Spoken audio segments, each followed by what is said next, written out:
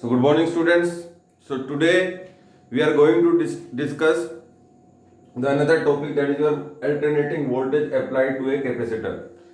As we already done the alternating voltage applied to the inductor and what kind of the behavior that was the inductor, you everybody know that, and the alternating voltage applied to the resistor we also done.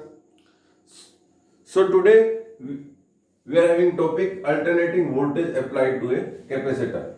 So firstly, let us do the diagram of the capacitor with AC. Suppose that this is your capacitor and this is your alternating voltage. You know that the alternating voltage equal to V naught sine of omega t. This is your alternating voltage. So how you can find out the different derivations in the alternating voltage applied to a capacitor? With the help of this diagram. This is capacitor, and you know that capacitor is a device which is used to store the electrical energy. But student, listen now here. The current is in the form of AC, the current which vary with respect to time continuously. This is your AC current. So firstly, for explaining the behavior of capacitor in alternating current, let us consider a capacitor having voltage equal to V naught sine of omega t. This is your alternating voltage. So as we know that the voltage across capacitor is Vc and this is your V. जो capacitor में voltage होगी वो यही होगी, कौन सी, V naught sine of omega t. ये आपकी कैपेसिटर की वोल्टेज है. अब हम जनरल फॉर्मूला लेते हैं फर्स्ट चैप्टर से. V जो है उसका फॉर्मूला क्या होता है, Q बाय C. ये फॉर्मूला हमने कैपेसिटर में किया था. तो यहां से आपका Q की वैल्यू कितनी आ गई, V इंटू C. अब V यहां पर कितनी है, V naught sine omega T, तो पुट कर दीजिए. तो Q equal to V naught sine of omega T और इसके साथ क्या है, सी बी. तो ये क्या कितना बन गया, V naught sine of omega T into C. ये आपका इक्वेशन बन गई. तो इक्वेशन में यहां लिख देता हूं, Q equal to V naught sine of omega T into C. अब हमें क्या करना है, हमें पता है कि d Q by d t. अब इसका डिफरेंशिएशन कर दीजिए विद रिस्पेक्ट टू टाइम. तो ये कितना बन जाएगा, D Q by D T, और ये कितना हो जाएगा, वी नॉट सी तो कांस्टेंट है, साइन ओमेगा टी का कितना, कोस ऑफ ओमेगा टी, और ओमेगा आपका मल्टीप्लाई हो जाएगा आपका. ठीक है, ये क्या बन गया, आई करंट बन गया, और ये क्या बन गया, वी नॉट. अब इसको 1 बाय सी ओमेगा भी लिख सकता हूं. अब आपको समझ आ जाएगा जब आप डेरिवेशन करेंगे कि हमने इसको सी ओमेगा को नीचे जाके 1/सी ओमेगा क्यों लिखा. और ये क्या बन गया आपका, कोस of omega t, cos of omega T. अब कोस ऑफ ओमेगा टी को अगर साइन ऑफ ओमेगा टी की टर्म में चेंज करना है तो उसका फॉर्मूला, मैथ्स का फॉर्मूला होता है, ये तो ओमेगा सी हो गया, इसको लिखेंगे हम sine of omega T plus pi by 2. ठीक है, अब इस इक्वेशन को हम लिख सकते हैं I equal to I naught sine of omega T plus pi by 2. मतलब पाई बाय 2 फैक्टर से आगे चल रहा है आपका करंट. यह आपकी जनरल इक्वेशन होगी. तो इसको नोट कर लीजिए स्टूडेंट्स. इसके बाद हम आगे बढ़ेंगे कि ऐसा हमने क्यों किया. अब यहां पर आपका जो आई है वो कितना बन गया आपका, I naught sine of omega T plus pi by 2. अब यहां से बेटा आई नोट की वैल्यू कितनी है आपकी, वो वैल्यू है आपकी V naught divide by 1 by omega C. अब देखिए ओम्स लॉ से, using Ohm's law, Ohm's law क्या होता है, V equal to I R. तो आई की वैल्यू कितनी बन गई, वी बाय आर. यहां पे वी क्या है, वी नोट, आई क्या है, आई नोट. अब इन दोनों इक्वेशन को कंपेयर कर लीजिए. तो कितना, V naught by R should be equal to V naught by 1 by omega C, इससे ये कैंसिल, तो 1 by R equal to 1 by omega C. Clear. अब आर की वैल्यू निकालेंगे तो क्या आएगी आपकी बेटा, आर की वैल्यू आएगी आपकी 1 बाय ओमेगा सी। ये तो आर की वैल्यू आ गई। अभी जो रेजिस्टेंस है यहां पर नया नाम आ गया इसका, क्या, कैपेसिटिव रिएक्टेंस। इसको हम बोलेंगे बेटा कैपेसिटिव रिएक्टेंस। आप लिख लीजिए अपनी नोटबुक में, जो ये आर है वो क्या बन जाएगा, एक्स सी बन जाएगा, और इसकी वैल्यू कितनी है, 1 बाय ओमेगा सी। इसको बोलेंगे हम कैपेसिटिव रिएक्टेंस, कैपेसिटिव रिएक्टेंस। ठीक है, ये नया नाम आ गया कैपेसिटिव रिएक्टेंस। ये क्या होता है, द नेट रेजिस्टेंस ऑफर या अपोजिशन बाय द कैपेसिटर। जो हमारा नेट अपोजिशन होगा, जो कैपेसिटर खुद करेगा अपोजिशन, उसको हम क्या बोलते हैं, कैपेसिटिव रिएक्टेंस बोलते हैं। काफी इंपॉर्टेंट है, कई बार एग्जाम में आया हुआ है कैपेसिटिव जो आपका रिएक्टेंस है, इसके बारे में, इसका हम ग्राफ भी करेंगे। अब ओमेगा आपको पता है ये कितना होता है आपका, 2 पाई इंटू फ्रीक्वेंसी, पुट कर दीजिए, तो एक्स से कितना बन गया, 1 बाय 2 पाई इंटू फ्रीक्वेंसी। तो नया फॉर्मूला आ गया आपका एक्स का, 1/2 पाई इंटू फ्रीक्वेंसी। अब इसका ग्राफ करते हैं। जो ग्राफ है इसका वो किस तरीके से आएगा, एक्स का और फ्रीक्वेंसी का। यहां पे आप देख लीजिए 2 पाई कांस्टेंट है, तो आपका एक्स फ्रीक्वेंसी के क्या है, इनवर्सली प्रोपोर्शनल। ये तो बेटा एक्स हो गया, और ये आपकी क्या हो गई, फ्रीक्वेंसी हो गई। तो ग्राफ इस तरीके से आएगा, ध्यान रखना टच नहीं करेगा ये graph, because X equal to 1 by 2 pi nu into C. यहां पर सी भी आएगा आपका। ठीक है, तो ये नया फॉर्मूला आ गया इसका आपका एक्सी का। तो ये ग्राफ भी 1 मार्क के क्वेश्चंस में पूछ सकते हैं। उसके बाद ग्राफ के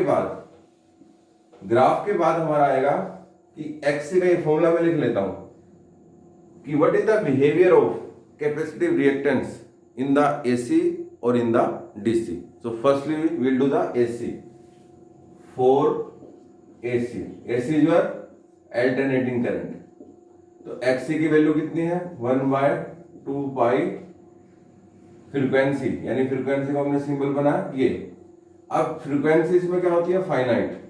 एसी में फॉर एग्जांपल 50 हर्ट्ज होती है आपकी, जो आपके घरों में आती है। तो X equal to 1 by finite.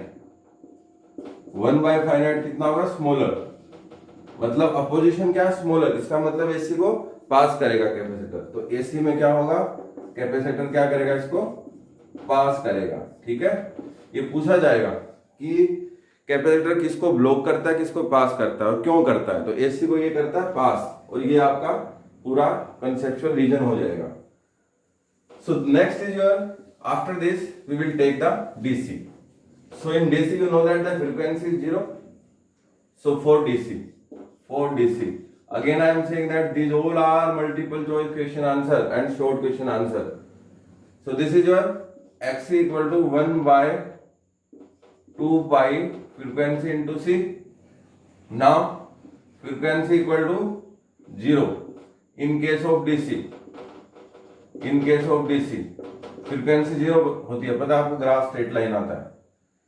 तो यहां पर एक्सी कितना हो गया, 1/0, जो कि क्या बन गया, इनफाइनाइट। तो मतलब एक्सी क्या बन गया, इनफाइनाइट। तो इनफाइनाइट अपोजिशन है, तो कैसे पास कर सकता है डीसी, नहीं पास कर सकता। तो डीसी को क्या कर देगा, ये डीसी को ब्लॉक कर देगा या डू नॉट पास। ठीक है, ये आपका आंसर होगा।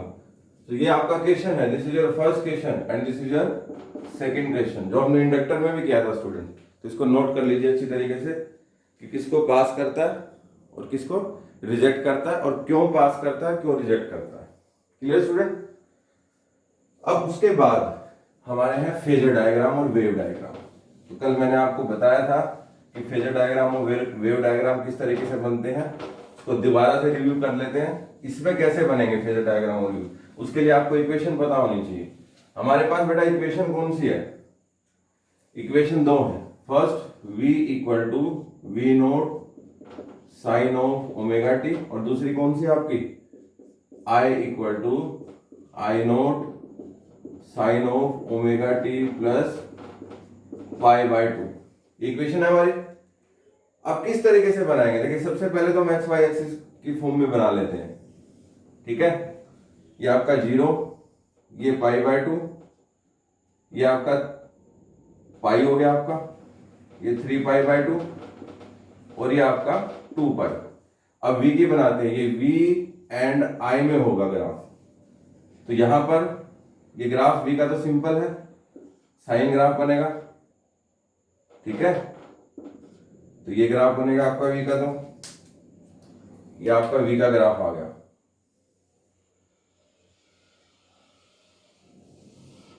यहां पर क्या है आपका v equal to V naught sine of omega T, मतलब ये किसका है आपका v equal to V naught sine of omega T. अब i का ग्राफ यहां से स्टार्ट होगा क्योंकि i equal to sine of omega T plus pi by 2 है। तो ये ऐसे होगा आपका, ये मैं बना देता हूं, ये आपका ग्राफ, ये आपकी पाई बाय 2 थी, तो यहां से आएगा, ठीक है, और ये जाएगा आपका ग्राफ।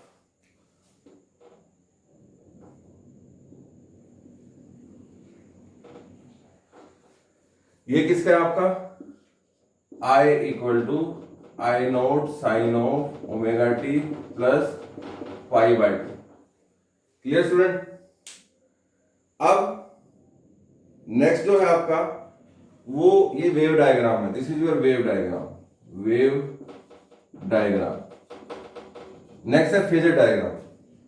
फेजर डायग्राम को किस तरीके से बनाएंगे, इसी को एक्सटेंड करना हमें। ये वैल्यू थी आपकी, इसको आगे ले जाइए, यहां पर रोक दीजिए, तो स्टेट आएगा आपका क्या, ये होगा आपका v equal to V naught sine of omega T. जिस तरीके से बनाना है उस तरीके से ही बनाना है। और ये जो है आपका ये यहां, तो यहां तक है, ये क्या बनेगा आपका, ये होगा आपका i equal to I naught sine omega T plus pi by 2। तो ये इसका होगा आपका, ये एंगल आपका कितना है 90 डिग्री, और ये कितना हो गया ओमेगा टी। इसलिए आपका मैंने लिखा है ये कितना होगा i equal to I naught sine of omega T plus pi by 2। तो देख लीजिए किस तरीके से ज्योमेट्री की हेल्प से हमने डायग्राम बनाए हैं। सेम डायग्राम आपको क्वेश्चन अगर बोर्ड में आ जाता है तो उस तरीके से बनाना है, सिर्फ कॉन्सेप्ट आप एब्जॉर्व कर लीजिए कि हमने किस तरीके से बनाए। ये ग्राफ इसलिए यहां से स्टार्ट हुआ क्योंकि i equal to sine of omega T plus pi by 2 था। तो ये आपका phasor diagram, this is your phasor diagram, phasor diagram. वो पूछ सकता है कि draw the wave diagram and phasor diagram, तो हो सकता है कि हाफ मार्क्स में वेव डायग्राम हो, हाफ मार्क्स में आपका फेजर डायग्राम हो, बट आपको पूरे मार्क्स तभी मिलेंगे जब आप लेबल्ड वेव डायग्राम और लेबल्ड फेजर डायग्राम आप क्या करेंगे, तैयार करेंगे, उसको ज्योमेट्री से बनाएंगे। Clear student. उसके बाद इसी में जो नेक्स्ट पार्ट है ये आपने बना लिया होगा। नेक्स्ट पार्ट है आपका power supply to a capacitor. ये हमने इंडक्टर की करी थी, एवरेज पावर 0 आई थी, इसकी भी एवरेज पावर 0 आएगी। आप ग्राफ से भी देख सकते हो, जिस तरीके से मैंने कल बताया था। कहीं पर करंट 0 है तो वोल्टेज मैक्सिमम है, तो P into I, P equal to V into I 0 ही होगा। ग्राफ में आप देखते हो कहीं पे करंट मैक्सिमम है तो वोल्टेज 0 है, तो V इंटू आई वो 0 ही आएगा। तो एवरेज पावर 0 होती है, हम उसको प्रूफ करते हैं। क्वेश्चन ये भी आ सकता है, show that the average power in the full cycle of a AC with capacitor is 0। अब शो दैट का मतलब आपको प्रूफ करना पड़ेगा डेरिवेशन की हेल्प से। तो आप लिख लीजिए इसमें power supplied to an capacitor, ठीक है। क्या पावर सप्लाई होती है कैपेसिटर में, बड़े ध्यान से समझना, सिंपल है आपका। देखिए जो आपका स्मॉल वर्क डन है, देखिए पावर के लिए हमें dw बाई dt चाहिए। वैसे dw बाई dt पावर कितनी होती है dw बाई dt, और वो होगी कितनी आपकी v इंटू आई, यानी यहां पर v इंटू आई। अब v इंटू आई यहां पे है क्या, ये तो dw बाई dt हम सबसे पहले इंस्टेंटेनियस पावर पावर निकालेंगे, फिर उसका इंटीग्रेशन कर देंगे 0 to t, फिर एवरेज पावर आ जाएगी। v की जगह क्या है आपका v naught sine of omega T, और i की जगह क्या है i naught sine of omega T plus pi by 2। ये पार्ट है। अब यहां से dw क्या आ गया बेटा, इसकी वैल्यू आ गई आपकी, dt को उस तरफ ले लीजिए, v नोट और i नोट भी इस तरफ ले लीजिए, sine of omega T into sine of omega T plus pi by 2। Clear. अब हम करेंगे integrating on both side with respect to time and with limit, integrating on both sides. तो ये कितना बन गया आपका, dw बन गया, और ये करेंगे 0 to t v naught i naught sine of omega T into sine of omega T plus pi by 2 into D T. Clear. इसके साथ dt भी आएगा आपका। क्लियर। अब इसको हम आगे की तरफ बढ़ाते हैं। अब देखिए लेफ्ट हैंड साइड में dw है, तो dw का तो w बन जाएगा आपका, सिंपल। ये dw का कितना बन गया आपका, w बन गया। ये कितना बन गया 0 to t। अब v naught i naught sine omega t sine omega T plus pi by 2। बेटा अब आपको फॉर्मूला याद रखना है मैथ्स का, sign omega T plus pi by 2 होता है आपका कोस ऑफ ओमेगा टी। तो हम इसकी जगह cos of omega T put कर सकते हैं, v naught i naught sine omega T into cos of omega T whole इसका dt। Clear student. अब यहां तक नोट कर लीजिए, 50% of the derivation we have done. उसके बाद जो नेक्स्ट है आपका, ये स्टेप मैं एज इट इज लिख देता हूं यहीं पर ही। प्रीवियस स्टेप क्या था हमारा, ये स्टेप था आपका W should be equal to 0 to t v naught I naught sine omega t cos of omega T into D T. Clear student. अब यहां पर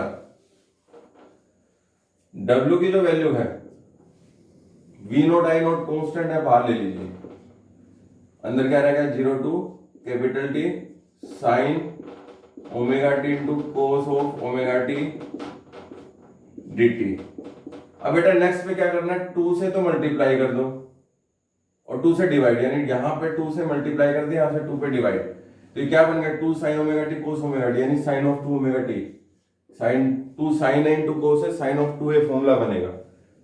तो v naught I naught by 2 integration of sine of 2 omega T into D T. Clear student. आप इसके bracket में लिख भी सकते हैं कि जो sine of 2 sine A into cos है, ये साइन ऑफ 2 ए होता है, 2 साइन ए इंटू कोस है, this is your sine of 2 A. अब मेन मकसद क्या है हमारा, इसका इंटीग्रेशन करना। तो v naught I naught by 2 sine 2 omega t का इंटीग्रेशन होता है minus cos of 2 omega t divide by 2 omega. Clear. 0 to t यहां शिफ्ट हो गया। अब ये माइनस बाहर ले लीजिए, minus v naught I naught divide by 2, ठीक है, minus cos of 2 omega t, ये माइनस बाहर चला गया, बाय 2 ओमेगा 0 टू टी। अब 2 ओमेगा भी बाहर ले लीजिए, वो 4 ओमेगा बन जाएगा। तो W equal to minus v naught I naught by this 2 and this 2, 4 omega भी बाहर आएगा, 4 omega cos of 2 omega t 0 to t. अब हम लिमिट पुट करेंगे, पहले अपर फिर माइनस लोअर। तो W कितना आ गया, minus v naught I naught by 4 omega. देखिए इसमें क्या करेंगे, कोस ऑफ 2 ओमेगा की वैल्यू 2 पाई बाय टी, और उस टी स्मॉल टी की जगह कैपिटल टी, क्योंकि अपर लिमिट पुट किया माइनस। Clear student. फिर हम करेंगे कोस of 2 into 2 pi by T into 0, lower limit put कर दी। अब हम इसको किस तरीके से लिखते हैं, minus v naught I naught divide bye 4 omega, ये आपका t से t कैंसिल हो गया, ये क्या बन गया cos ऑफ 4 पाई, और ये कितना हो गया cos ऑफ 0। cos 4 पाई 1 होता है, cos 0 भी 1 होता है, तो w कितना आ गया minus v naught I naught by 4 omega 1 minus 1, तो ये कितना आ गया minus v naught I naught by 4 omega into 0, मतलब w की वैल्यू 0 आ गई। अब पावर कितनी होती है w बाय टी, तो इसकी वैल्यू भी कितनी आ गई आपकी 0, क्योंकि w की वैल्यू 0 है। तो ये आपकी डेरिवेशन है बेटा किसकी, average power in pure in a capacitor with AC alternating current. तो आप दोनों तरीके से प्रूफ कर सकते हैं, लेकिन अगर शो दैट आ गया आपका, अगर 1 मार्क में क्वेश्चन आ गया कि what is the average power in AC with capacitor, तो आप 0 लिख दोगे। अगर क्वेश्चन ये आ गया कि शो दैट, तो आपको डेरिवेशन करनी है, ठीक है। और ग्राफ जो मैंने फेजर डायग्राम वेव डायग्राम बनाए हैं उसके अकॉर्डिंग भी आप उसको देख सकते हो कि एवरेज पावर कितनी आई आपकी 0 आई है। So student, this is our today topic. So in the next class, student, we will discuss the next topic based upon this unit, that is your electromagnetic induction and alternating current. Okay, thank you.